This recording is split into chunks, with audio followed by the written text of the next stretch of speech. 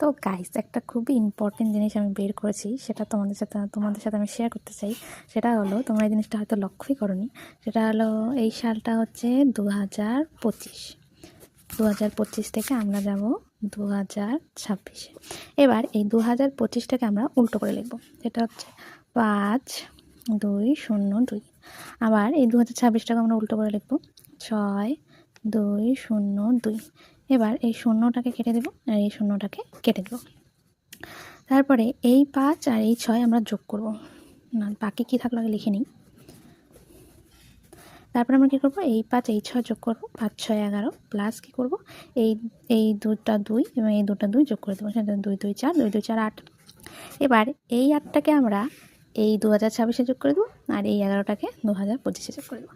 এখন ব্যাপারটা হলো কিছুই না, সময় কাটছিল না, তাই একটু টাইম পাস করলাম।